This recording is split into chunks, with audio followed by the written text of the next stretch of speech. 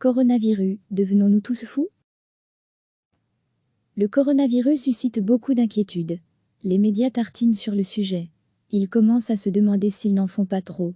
Les réseaux sociaux ne sont pas en reste, mais ont moins de scrupules. On frise l'infodémie. Dans les pharmacies, on recense des cas de pénurie de gel hydroalcoolique ou de masques de protection. Pourquoi autant de bruit pour une simple grippe? Entend-on souvent. Est-ce qu'on devient tous collectivement fous? Hier, sur les réseaux sociaux, on a vu émerger comme une vague ce texte du médecin et président de l'APSA Philippe de Vos, qui effectuait un petit calcul simple: si le coronavirus était traité comme une simple grippe, il y aurait environ 850 000 personnes infectées, 50 000 morts, et une grave crise sanitaire liée à l'insuffisance de lits d'hôpitaux.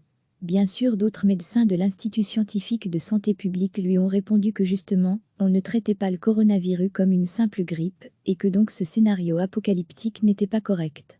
Mais un autre médecin, comme le docteur Thomas Orban, président de la Société scientifique de médecine générale, convenait bien que le risque de carence de lits était, je cite, non nul. Bref, c'est un peu comme des constitutionnalistes: mettez 3 médecins autour de la table, vous aurez 4 avis différents. Sauf qu'ici, le débat avance sur base de faits et de chiffres. On progresse dans la compréhension des enjeux, des risques du coronavirus pour la santé publique, le mot est important. Le risque qui est passé de modéré à sévère selon le Centre européen de prévention et de contrôle des maladies. La plupart des journaux mettent en ligne une photo d'un homme ou une femme portant un masque.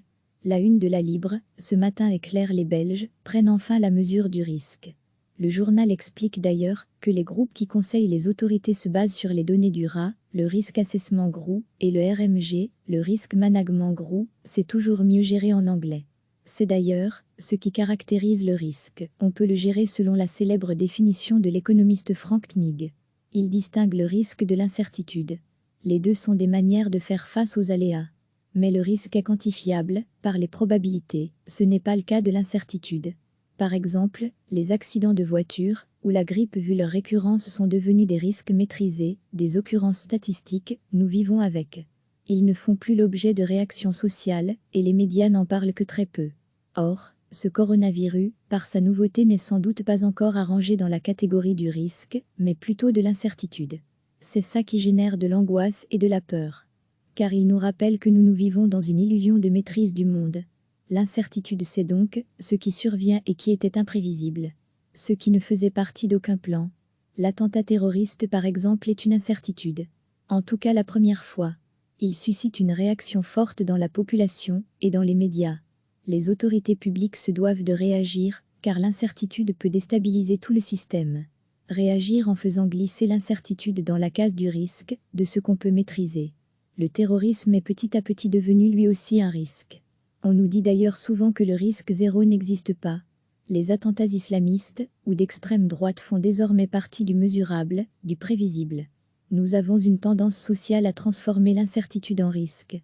Quand un nouveau virus survient, il ouvre une ère d'incertitude. On ne sait pas, on ne mesure pas les conséquences. Les marchés détestent ça et plongent.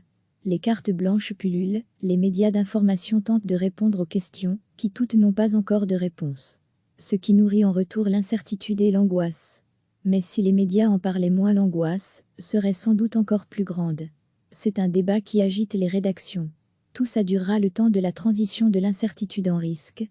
Un jour, qui n'est pas encore venu, le coronavirus va quitter la catégorie de l'incertitude pour entrer dans celle du risque que l'on peut mesurer et croyons-nous maîtriser. Et ce jour-là, il n'y aura plus besoin de faire de chronique sur le coronavirus. Recevez chaque matin l'essentiel de l'actualité. Le coronavirus suscite beaucoup d'inquiétudes. Les médias tartinent sur le sujet. Ils commencent à se demander s'ils n'en font pas trop. Les réseaux sociaux ne sont pas en reste, mais ont moins de scrupules. On frise l'infodémie. Dans les pharmacies, on recense des cas de pénurie de gel hydroalcoolique ou de masques de protection. Pourquoi autant de bruit pour une simple grippe? Entend-on souvent. Est-ce qu'on devient tous collectivement fous? Hier, sur les réseaux sociaux, on a vu émerger comme une vague ce texte du médecin et président de l'APSA Philippe de Vos, qui effectuait un petit calcul simple: si le coronavirus était traité comme une simple grippe, il y aurait environ 850 000 personnes infectées, 50 000 morts, et une grave crise sanitaire liée à l'insuffisance de lits d'hôpitaux. Bien sûr, d'autres médecins de l'Institut scientifique de santé publique lui ont répondu que justement, on ne traitait pas le coronavirus comme une simple grippe, et que donc ce scénario apocalyptique n'était pas correct. Mais un autre médecin, comme le docteur Thomas Orban, président de la Société scientifique de médecine générale, convenait bien que le risque de carence de lits était, je cite, non nul. Bref, c'est un peu comme des constitutionnalistes, mettez 3 médecins autour de la table, vous aurez 4 avis différents. Sauf qu'ici, le débat avance sur base de faits et de chiffres. On progresse dans la compréhension des enjeux, des risques du coronavirus pour la santé publique, le mot est important. Le risque qui est passé de modéré à sévère selon le Centre européen de prévention et de contrôle des maladies. La plupart des journaux mettent en une photo d'un homme ou une femme portant un masque. La une de la Libre, ce matin éclaire les Belges, prennent enfin la mesure du risque.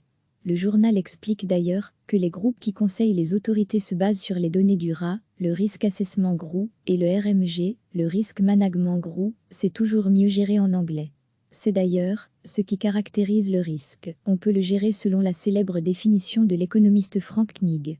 Il distingue le risque de l'incertitude. Les deux sont des manières de faire face aux aléas. Mais le risque est quantifiable par les probabilités, ce n'est pas le cas de l'incertitude. Par exemple, les accidents de voiture ou la grippe vu leur récurrence sont devenus des risques maîtrisés, des occurrences statistiques, nous vivons avec. Ils ne font plus l'objet de réactions sociales et les médias n'en parlent que très peu. Or, ce coronavirus, par sa nouveauté, n'est sans doute pas encore à ranger dans la catégorie du risque, mais plutôt de l'incertitude. C'est ça qui génère de l'angoisse et de la peur. Car il nous rappelle que nous vivons dans une illusion de maîtrise du monde. L'incertitude, c'est donc ce qui survient et qui était imprévisible.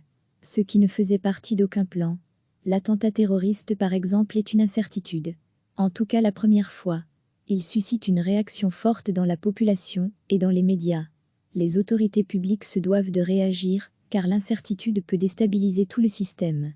Réagir en faisant glisser l'incertitude dans la case du risque, de ce qu'on peut maîtriser. Le terrorisme est petit à petit devenu lui aussi un risque. On nous dit d'ailleurs souvent que le risque zéro n'existe pas. Les attentats islamistes ou d'extrême droite font désormais partie du mesurable, du prévisible. Nous avons une tendance sociale à transformer l'incertitude en risque. Quand un nouveau virus survient, il ouvre une ère d'incertitude. On ne sait pas, on ne mesure pas les conséquences. Les marchés détestent ça et plongent.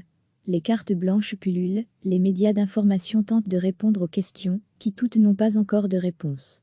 Ce qui nourrit en retour l'incertitude et l'angoisse. Mais si les médias en parlaient moins, l'angoisse serait sans doute encore plus grande. C'est un débat qui agite les rédactions. Tout ça durera le temps de la transition de l'incertitude en risque.